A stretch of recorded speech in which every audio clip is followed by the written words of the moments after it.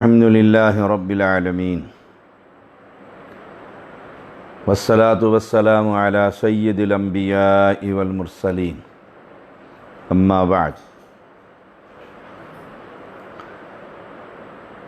اطاعت رسول کے تقاضے لیکچر نمبر 69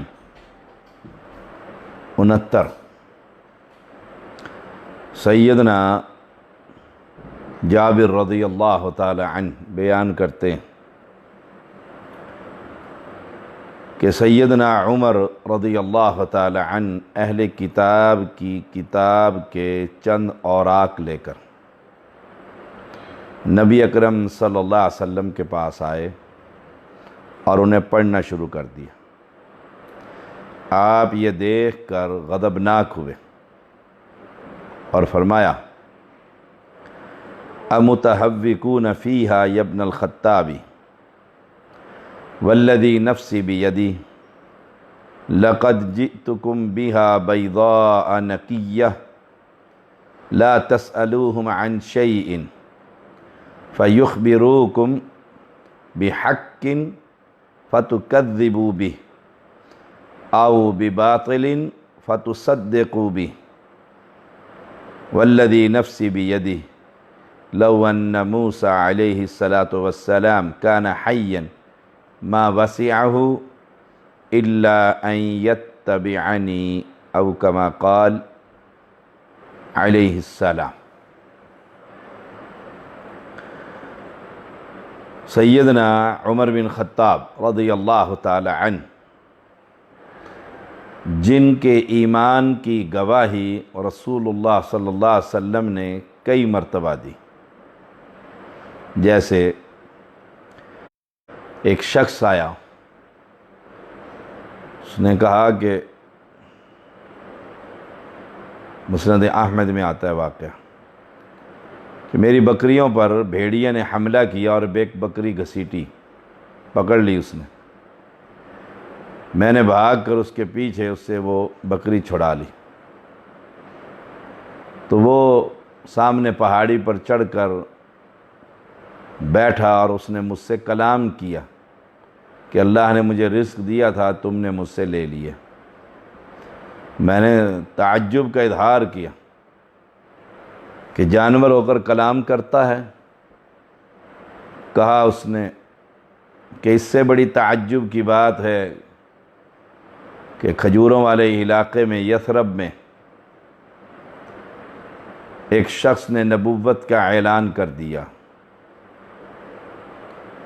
میں وہاں سے چلا، اللہ کے پیغمبر سے ملا اور سارا واقعہ سنایا۔ آپ صلی اللہ علیہ وسلم فرماتے ہیں ابو بکر بھی ایمان لایا، عمر بھی ایمان رضی اللہ تعالی عنہ۔ اس طرح کئی واقعات ہیں کہ آپ حضرت عمر کی غیر موجودگی میں ان کے ایمان کی گواہی دے رہے۔ حضرت عمر رضی اللہ تعالی عنہ 22 لاکھ مربع میل کے حاکم اور درخت کے سائے میں اینٹ کا سرہانہ بنا کر سو جایا کرتے تھے عمر رضی اللہ تعالی عنہ، جن کو اللہ تعالیٰ سے مانگ کر اللہ کے پیغمبر نے لیا تھا، مانگ کر لیا تھا۔ اب ان کا مقام اور حیثیت اپنی جگہ پر، اب آپ صلی اللہ علیہ وسلم موجود ہیں اور عمر رضی اللہ تعالیٰ عنہ کے ہاتھ میں ہذہ نسخۃ من التورات، تورات کا نسخہ ہے یا اوراق ہیں تورات کے، اور آپ اسے پڑھنا شروع کر دیتے ہیں۔ حضرت عمر کی حیثیت اپنی جگہ پر کہ اگر میرے بعد کوئی نبی ہوتا تو اللہ عمر کو بنا دیتا رضی اللہ تعالی۔ امی عائشہ رضی اللہ تعالی عنہا فرمایا کرتی تھیں اترتا قرآن میرے بستر پر ہے لیکن اترتا عمر کی رائے کے مطابق ہے رضی اللہ تعالی عنہ۔ عمر رضی اللہ تعالیٰ عنہ کا مقام اور حیثیت اس پر بڑا لمبا لیکچر ہو سکتا ہے، آپ کی شان اور عظمت کہ دنیا میں بھی پیغمبر کے یہ دونوں ساتھی دائیں اور بائیں رہے، اور قبر میں بھی دونوں ساتھی دائیں اور بائیں رہے۔ سبحان اللہ۔ عمر رضی اللہ تعالی عنہ اللہ کے پیغمبر کے سسر حفصہ کے والد ام المومنین حفصہ رضی اللہ تعالی عنہ، یہ مقام اور شان اپنی جگہ پر، ایمان کی گواہی اپنی جگہ پر، اب ہاتھ میں تورات کا نسخہ، تورات کی اپنی حیثیت اپنی جگہ پر کہ تورات موسیٰ علیہ السلام پر نازل ہوئی، اللہ کی طرف سے نازل ہوئی ہے۔ تورات آسمانی کتاب ہے، سبحان اللہ، آسمانی شریعت ہے، دنیا کے کسی شخص نے نہیں لکھی اصل تورات، بعد میں تو تحریف کر دی گئی، لیکن تورات تھی تو آسمانی۔ اب دونوں کی حیثیت سامنے رکھیے گا، اور پھر اللہ کے پیغمبر کی ناراضگی، آپ غضبناک ہو گئے۔ فرمایا ابن خطاب کیا تم تذبذب کا شکار ہو؟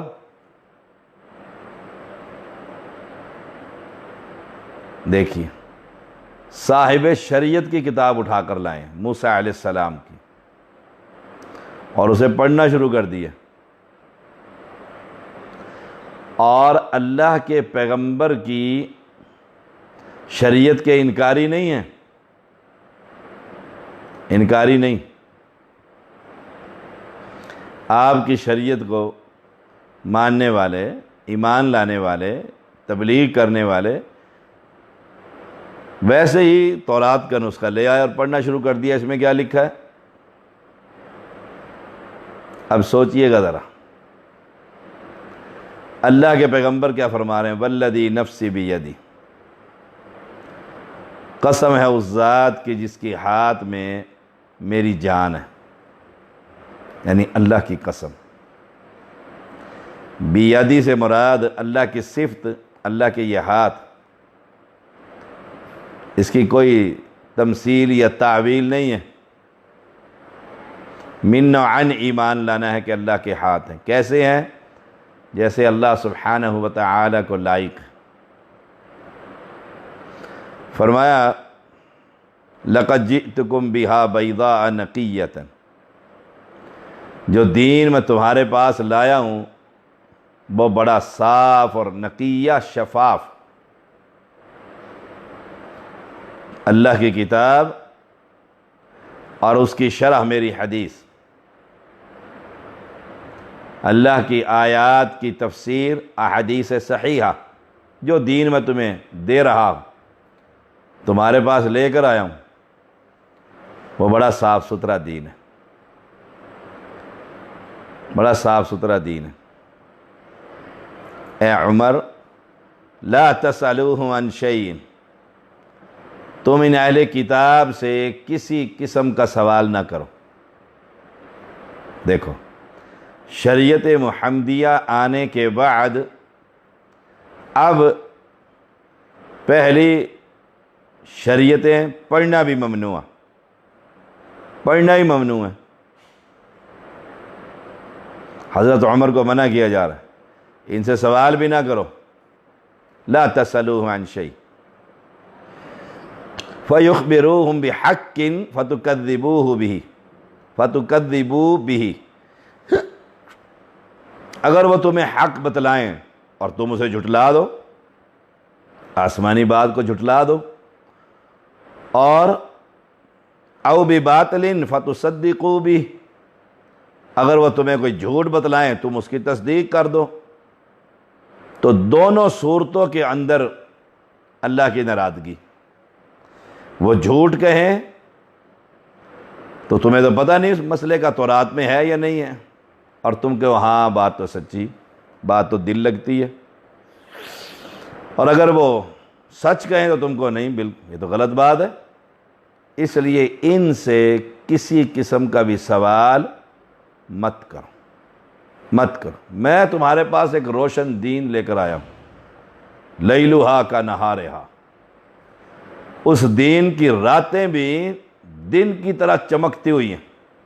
کتنا خوبصورت دین ہے، قرآن، سنت، دو چیزیں۔ اب پھر اللہ کے پیغمبر نے قسم کھائی، والذی نفسی بیدی، اللہ کی قسم، لو ان موسیٰ کان حیا ما وسعہ الا ان یتبعنی، اگر موسیٰ علیہ السلام بھی زندہ ہوتے تو ان کے لیے میری پیروی اور فرما برداری کے سوا کوئی چارہ کار نہ ہوتا۔ موسیٰ علیہ السلام پیغمبر ہیں، اگر وہ بھی زندہ ہوتے اور میں آ جاتا تو وہ موسوی شریعت کو چھوڑ کر محمدی شریعت پر عمل کرنا ان کے لیے لازمی امر تھا۔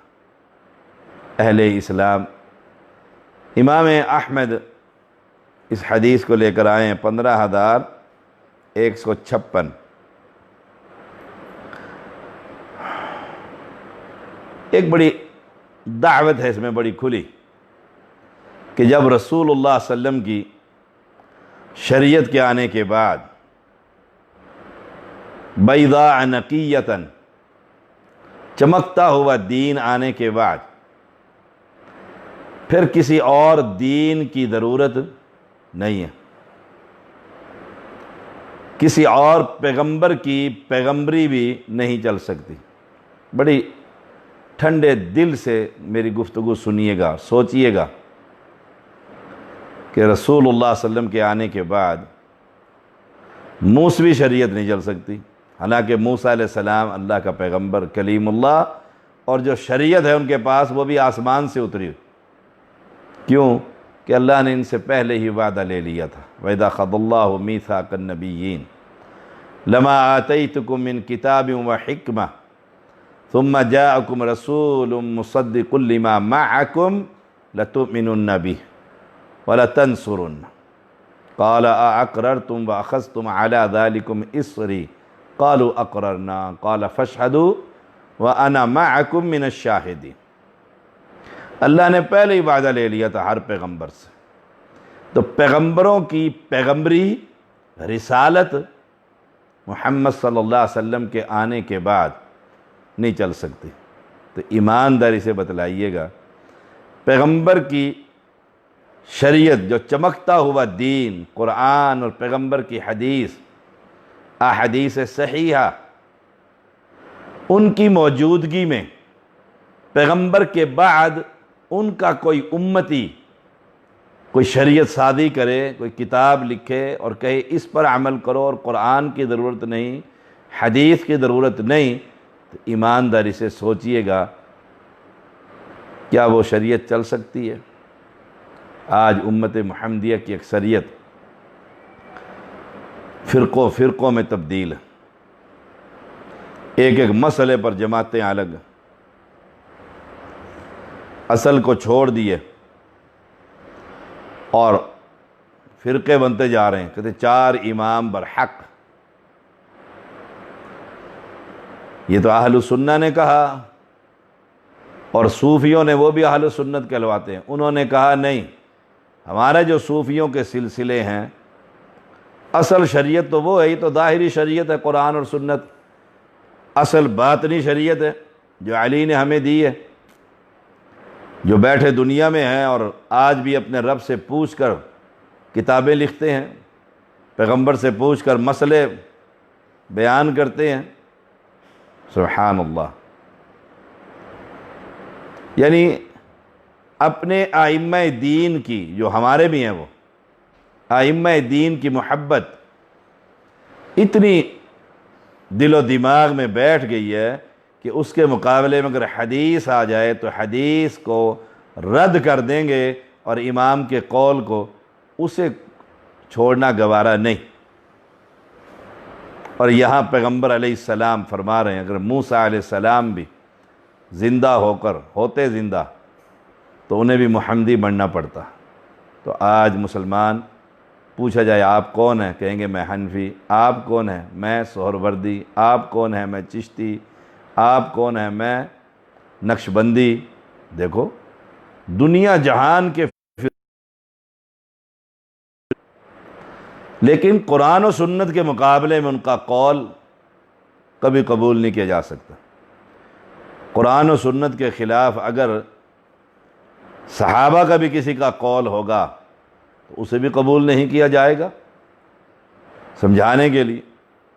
اور امام حنیفہ رحمۃ اللہ علیہ سے پوچھا گیا اگر آپ کی قول اللہ کی کتاب کے خلاف، فرمایا چھوڑ دو. اگر نبی کی حدیث کے خلاف، فرمایا چھوڑ دو. فرمایا اگر صحابہ کے قول کے خلاف، فرمایا پھر بھی چھوڑ دو. دیکھو مسلمان کتنا خوبصورت ہوتا ہے، اس کے قول کتنے عمدہ ہوتے ہیں، کتنے اعلیٰ، کہ میرا کوئی بھی قول اللہ، اس کے رسول اور صحابہ کے قول کے خلاف نظر آئے اسے چھوڑ دو.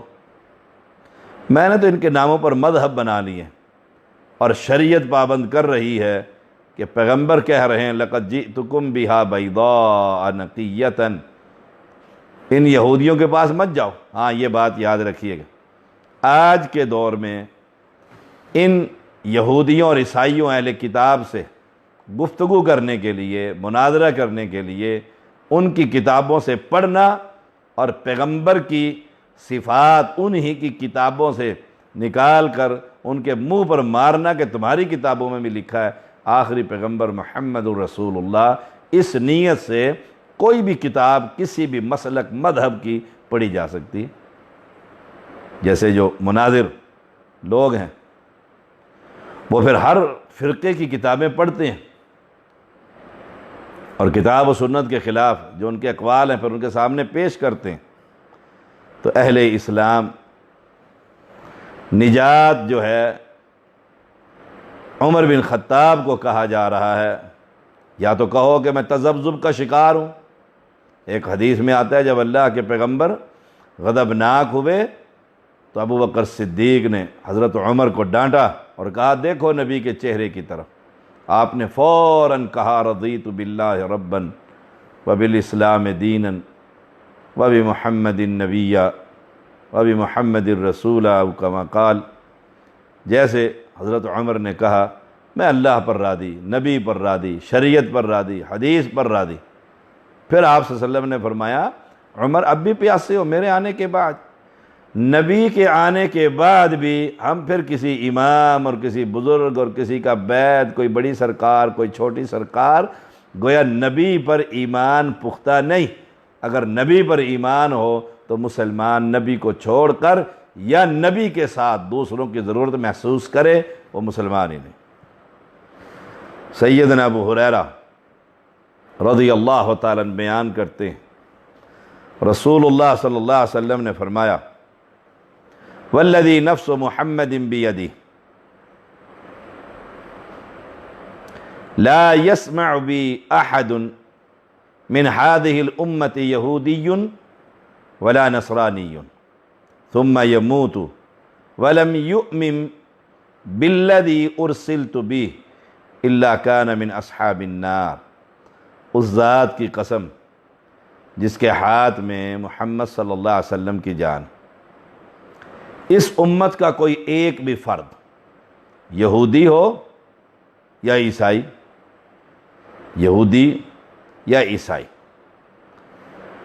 اور وہ میرے بارے میں سن لے، میرے متعلق اسے خبر مل جائے کہ ایک پیغمبر ہے، آخری پیغمبر ہے، اعلان کر دیا ہے، میرے بارے میں اسے معلومات مل جائیں کہ امام الانبیاء تشریف لے آئے ہیں، یہودی ہو اور عیسائی ہو، اپنی اپنی شریعت پر عمل کرنے والے ہوں، اور پھر سننے کے بعد اسے یہ خبر مل گئی ثم یموت، اور پھر وہ مر جائے، موت آ جائے، لیکن اسے یہ اطلاع مل گئی تھی کہ محمد صلی اللہ علیہ وسلم آخری پیغمبر دنیا میں تشریف لے آئے، وَلَمْ يُؤْمِن بِالَّذِي أُرْسِلْتُ بِهِ، اور اس دین پر ایمان نہ لائے جس کے ساتھ مجھے بھیجا گیا۔ کہتا میں تو نہیں مانتا، جیسے اہل کتاب نہیں مانتے تھے، اہل کتاب نہیں مانتے۔ اہل کتاب کے لیے اجر بھی دوہرا ہے، سزا بھی بڑی دوہری، کہ پہلے نبی پر ایمان لے کر آئے موسیٰ علیہ السلام پر، اور پھر پیغمبر علیہ السلام کے آنے کے بعد محمد صلی اللہ علیہ وسلم پر ایمان لے آئے، دوہرا اجر، دوہرا اجر۔ اب جو شخص یہودی اور عیسائی ہو اور ایمان نہ لے کر آئے، محمدی نہ بنے، اپنی شریعت کو نہ چھوڑے، اور اس کیفیت میں وہ مر جائے۔ دیکھو کچھ لوگ ان الذین آمنوا والذین ہادوا والنصارى والصابئین من آمن باللہ والیوم الآخر، اس کے تحت کہتے ہیں یہودی یہودی رہے، عیسائی عیسائی رہے، صابی صابی رہے، اور اللہ پر ایمان لے اور آخرت پر یقین رکھے تو جنتی ہے۔ بڑے بڑے اسکالر گمراہ ہو گئے یہاں پر آ کے۔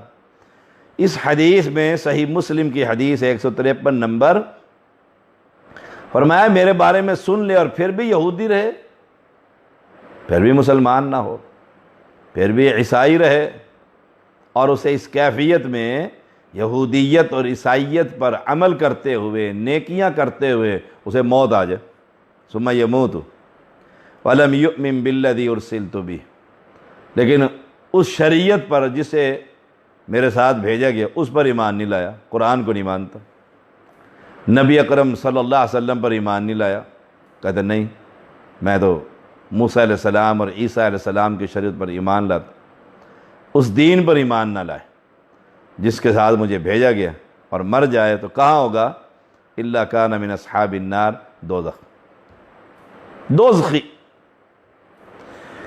اہل اسلام جب یہودی اور عیسائی اللہ کے پیغمبر کو پیغمبر نہ مانے دوزخ میں، اور اگر ہم کلمہ پڑھنے کے بعد پیغمبر کو نہ مانے، کہتے نہیں حدیث کی ضرورت تو نہیں ہے، ہمیں اپنے امام کا قول ہی کافی ہے۔